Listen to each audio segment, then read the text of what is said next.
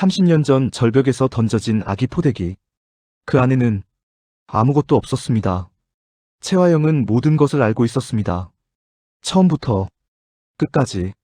그리고 오늘 정숙희의 입에서 터져나온 단 세 글자.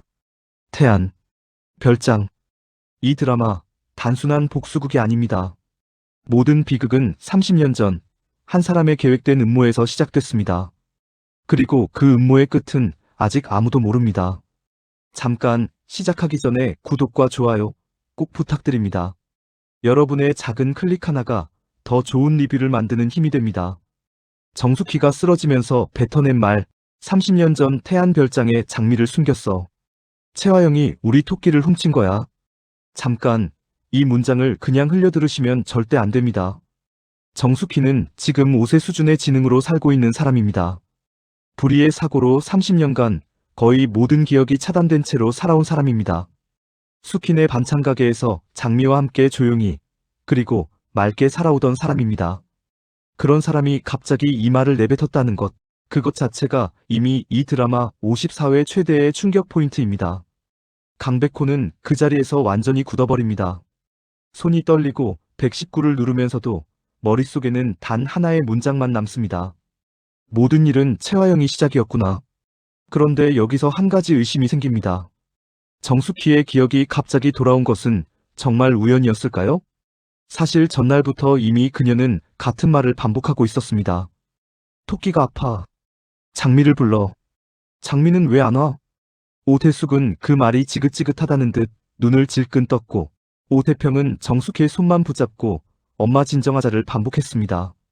하지만 그 반복이 사실은 기억의 문이 조금씩 열리는 소리였습니다. 전날 아침, 오태숙은 거실에서 또 오장미를 찾는 정숙희에게 결국 폭발했습니다. 엄마, 장미는 여기 없어. 왜 자꾸 병원에 있는 애를 찾아? 그 말에 정숙희는 어린아이처럼 울먹이며 반복했습니다. 병원엔 토끼가 아프잖아. 오태평이 조용히 오태숙을 제지했습니다.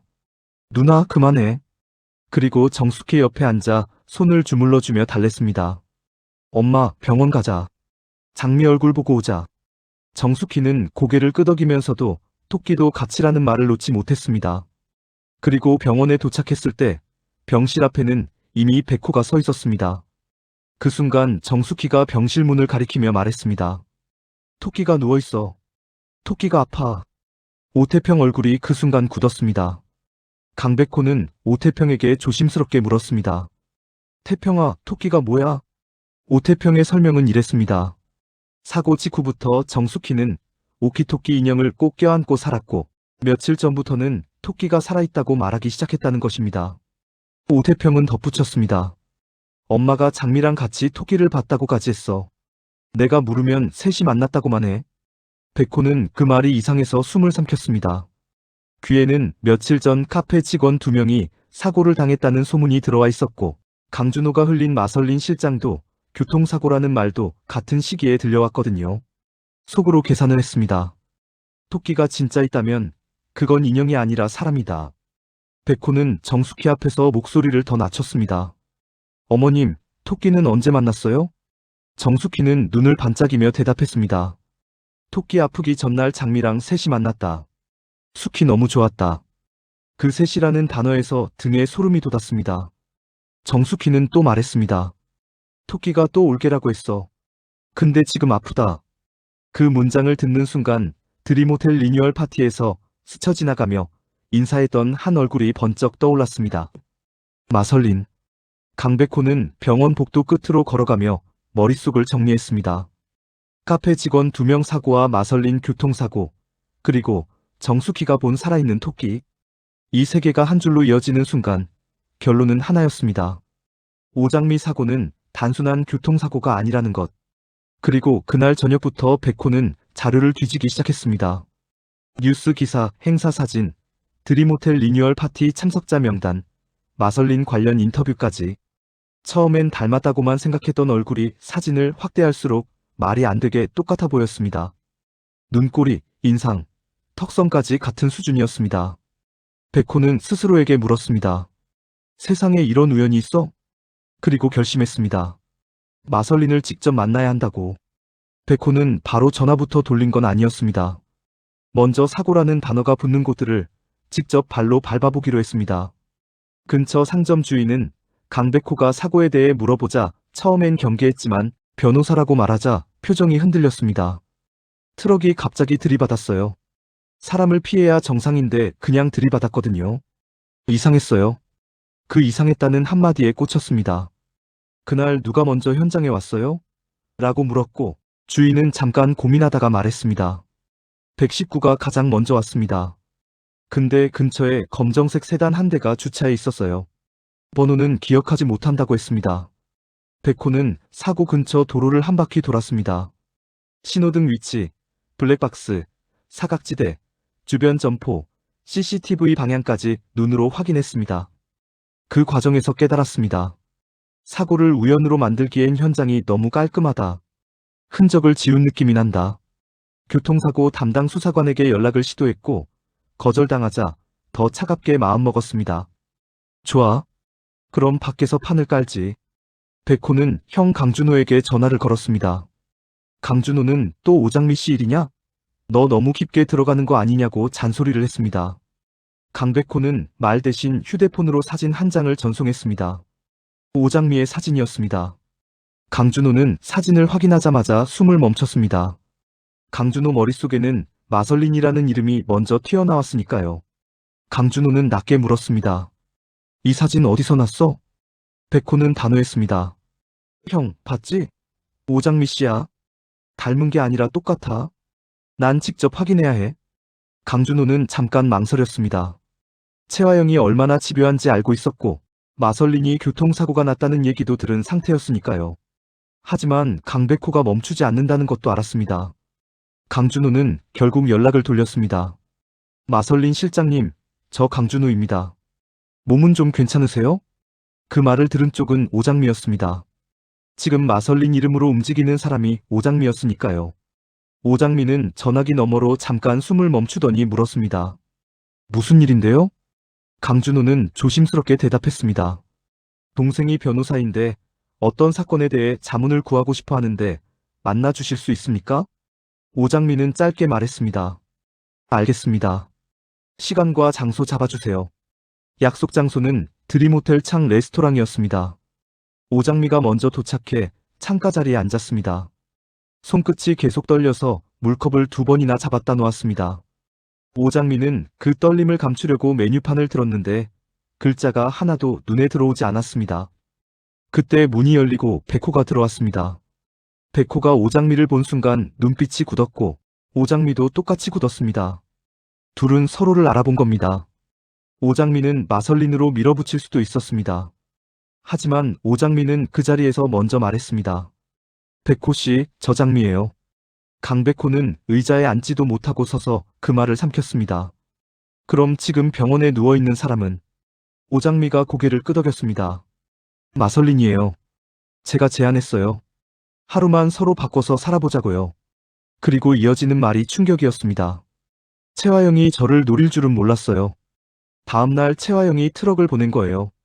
설린이를 저인 줄 알고요. 오장미는 말끝을 씹어 삼켰습니다. 그 순간부터 모든 게 틀어졌어요. 강백호는 손바닥으로 이마를 쓸어내렸습니다. 그 자리에서 바로 묻고 싶은 게 많았습니다. 왜 하필 하루 바꿔 살기였는지, 누가 먼저 그 제안을 받아들였는지, 채화영은 어떻게 그렇게 정확히 타이밍을 잡았는지. 그런데 질문을 삼켰습니다. 오장미 눈에 후회가 먼저 있었거든요. 자기가 한 선택이 누군가를 눕혔다는 걸 하루에도 10번씩 되짚고 있는 얼굴이었습니다. 오장미는 작은 목소리로 덧붙였습니다. 어머님이 마설린 씨를 알아보는 것 같아요. 며칠 전부터 토끼가 살아있다고 말했대요. 저는 그게 그냥 혼잣말인 줄 알았는데 아니었네요. 강백호는 속으로 중얼거렸습니다. 그래서 어머님이 토끼를 찾은 거구나. 강백호는 오장미에게 시선을 고정한 채 말했습니다. 오장미 씨, 지금 제일 위험한 건 장미 씨예요.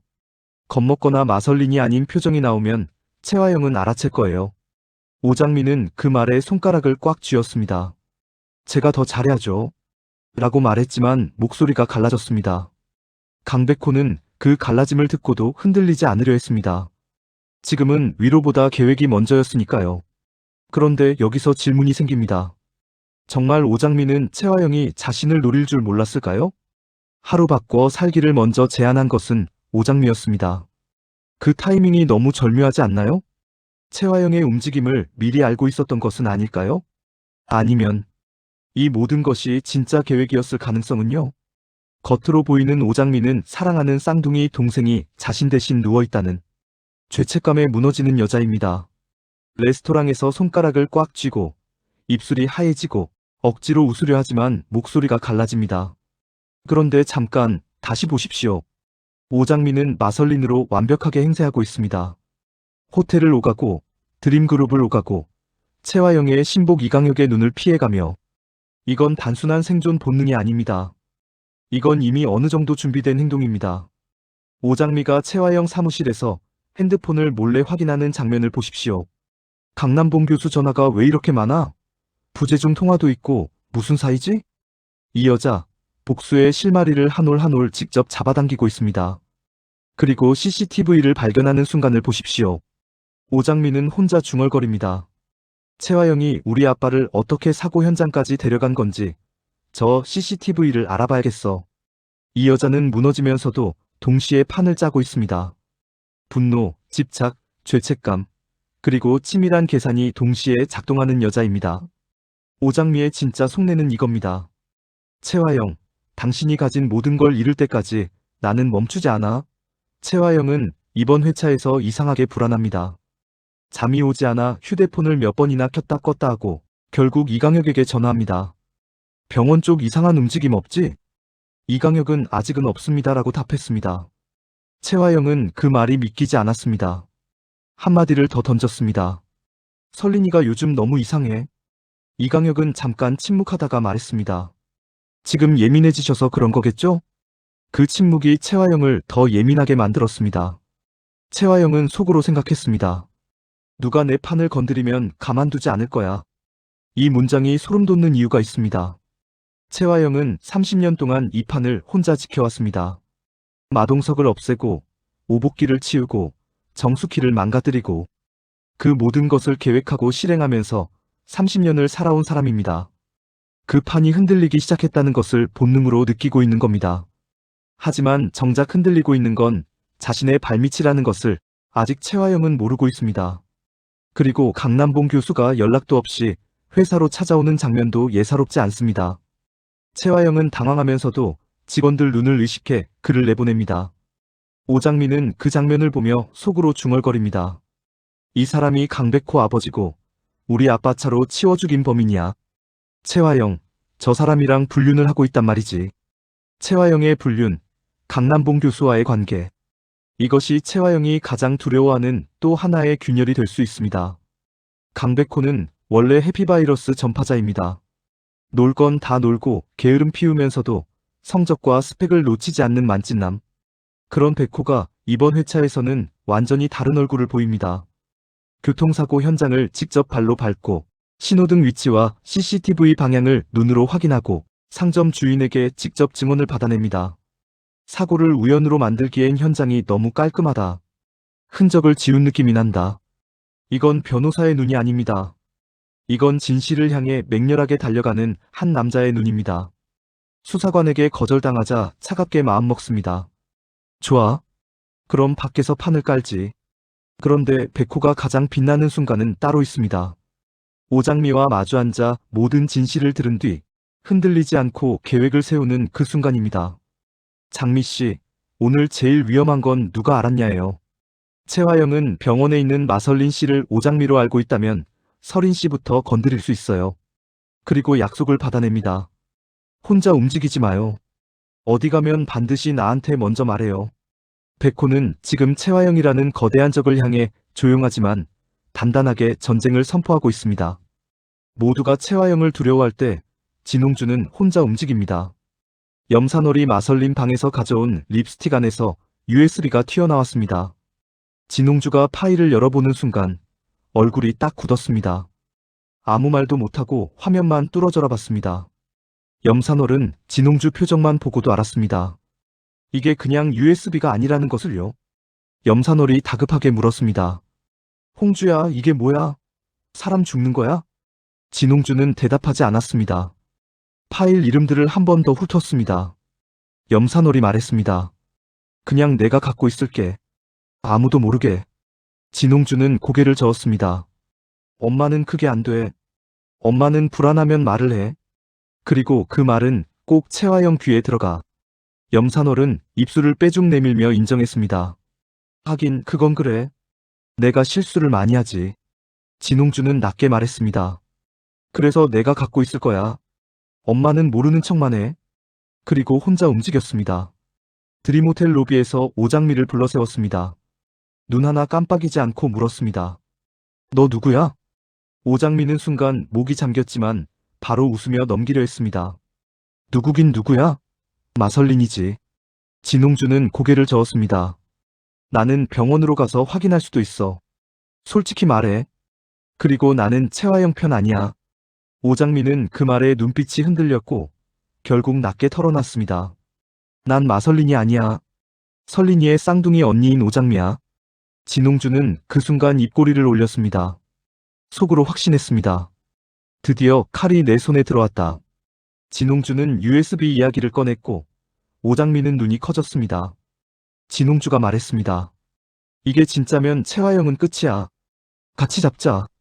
오장미는 바로 대답하지 못했지만 증거라는 단어 앞에서 멈췄습니다. 그런데 진홍주, 과연 이 여자의 진짜 목적은 무엇일까요? 진홍주는 USB를 2개로 복사했습니다.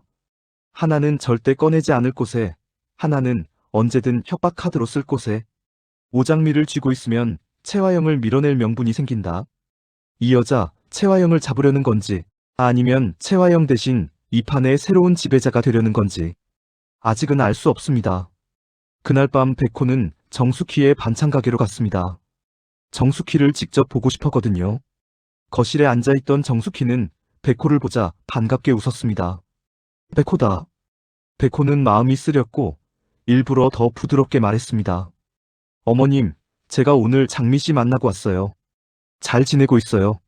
정숙희는 그 말을 듣자마자 눈물이 고였습니다.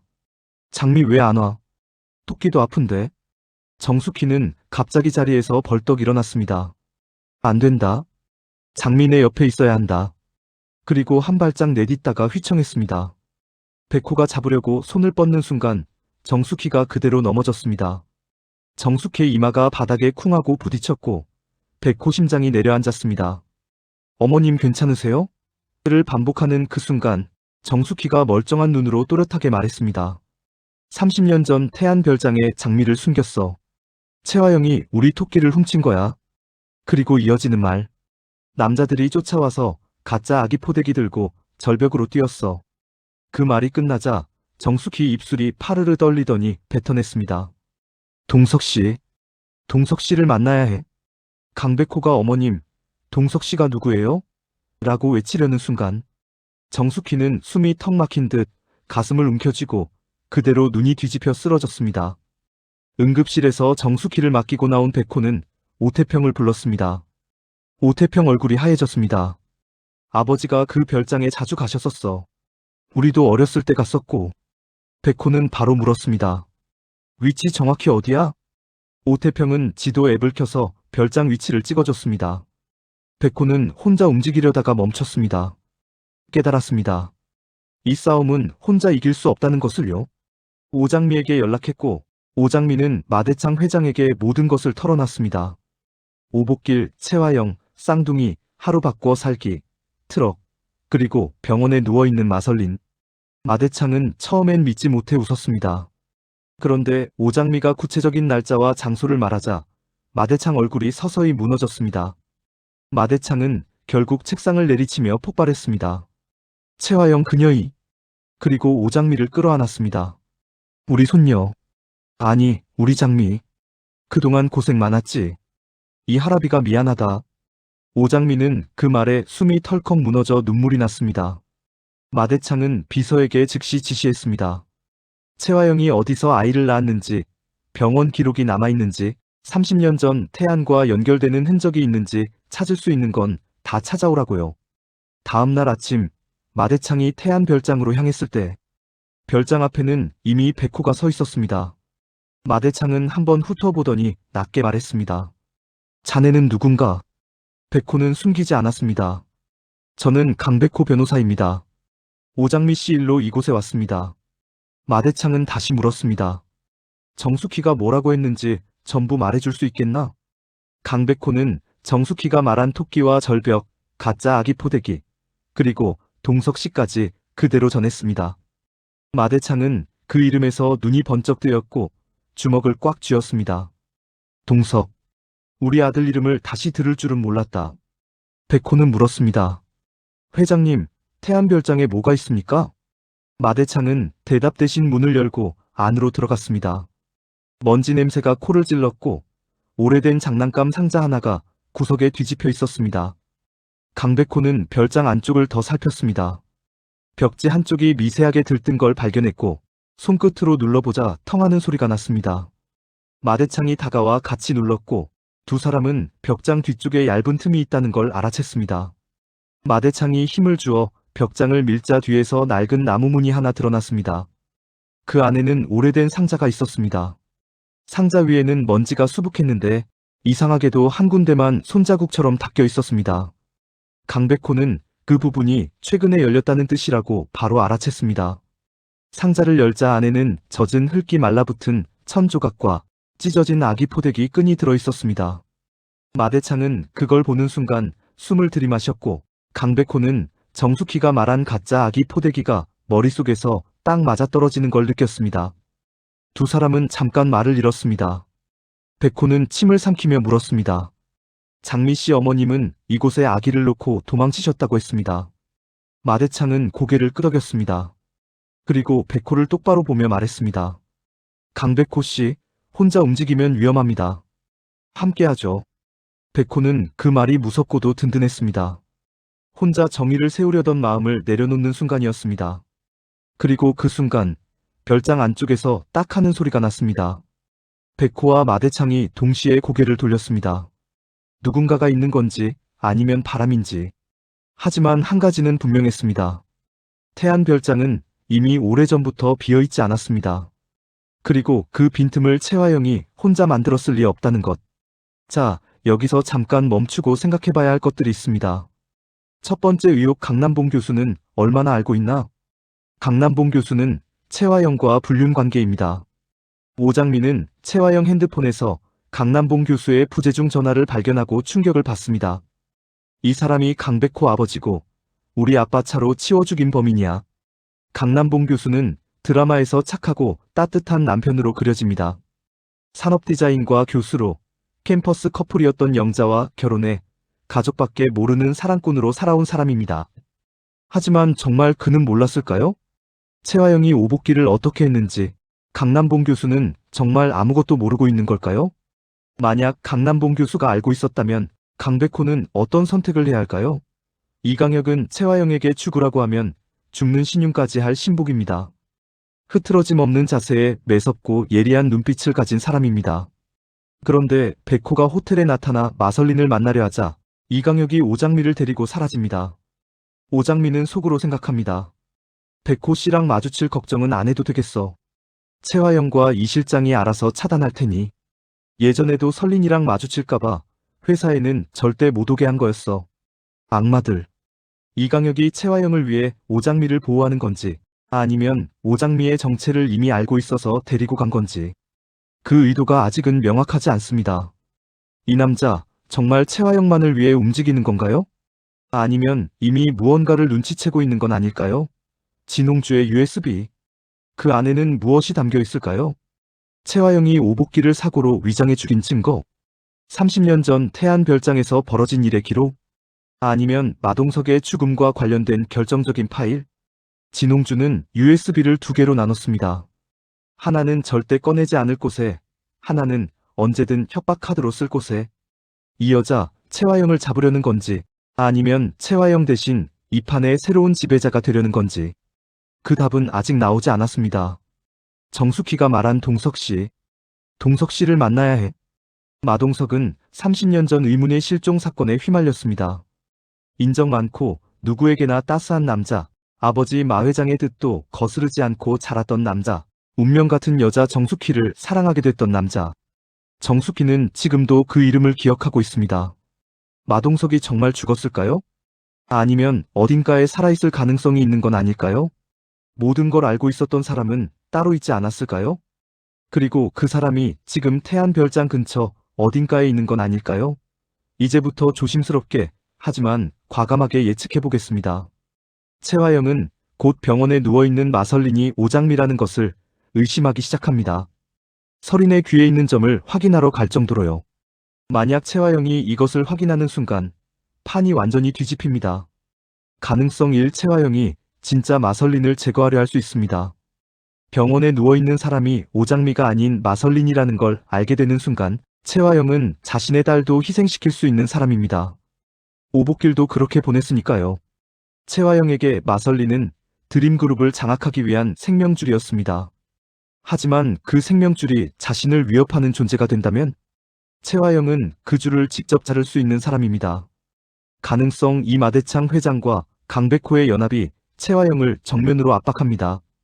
태안별장의 증거, 아기 포대기, 그리고 진홍주의 USB까지. 채화영을 조여드는 포위망이 좁아지고 있습니다. 마대창은 이미 비서에게 채화영의 모든 것을 파헤치라고 지시했습니다. 드림그룹의 지배자가 마대창에서 채화영으로 넘어가기 전에 마대창이 먼저 칼을 뽑을 가능성이 있습니다. 가능성 3, 정숙희의 기억이 완전히 돌아오는 것이 결정타가 될 수 있습니다. 정숙희는 30년 전 현장의 유일한 목격자입니다. 그녀의 기억이 완전히 열리는 순간 채화영의 30년이 한꺼번에 무너집니다. 그리고 가장 충격적인 가능성. 강남봉 교수가 채화영의 모든 것을 알고 있었다는 것이 밝혀진다면 강백호는 아버지와 맞서야 하는 상황에 놓일 수도 있습니다. 아들이 자신의 손으로 아버지의 죄를 밝혀야 하는 비극. 그리고 동시에 사랑하는 오장미의 아버지를 죽인 사람이 자신의 아버지라는 것을 마주해야 하는 그 순간. 이 드라마가 그 방향으로 가고 있다면 앞으로의 전개는 지금보다 훨씬 더 잔인해질 겁니다. 태안별장에 울려 퍼진 딱 하는 소리. 그 소리의 정체는 아직 밝혀지지 않았습니다. 하지만 분명한 것은 채화영이 30년간 혼자 지켜온 이 판에 이제 적들이 사방에서 몰려들고 있다는 것입니다. 정숙희의 기억, 마대창의 분노, 강백호의 집념, 진홍주의 USB, 오장미의 복수, 그리고 그 모든 것의 중심에 채화영이 있습니다. 채화영은 30년 동안 완벽했습니다. 흔들리지 않았고, 무너지지 않았고, 뺏기지 않았습니다. 하지만 지금 처음으로 사방이 막히기 시작했습니다. 그리고 기억하십시오. 가장 완벽하게 쌓아 올린 사람이 무너질 때 그 소리가 가장 크다는 것을. 진짜 반전은 아직 나오지 않았습니다. 채화영이 무너지기 시작하면 그 주변의 모든 관계가 함께 끝납니다. 다음 화를 보면 지금 이 장면이 전혀 다르게 보일 겁니다. 오늘 리뷰 어떠셨나요? 여러분이라면 채화영이 어떻게 무너질 것 같으세요? 댓글로 여러분의 예측을 남겨주세요. 구독과 좋아요는 더 좋은 리뷰를 만드는 큰 힘이 됩니다. 다음 화에서 또 만나요.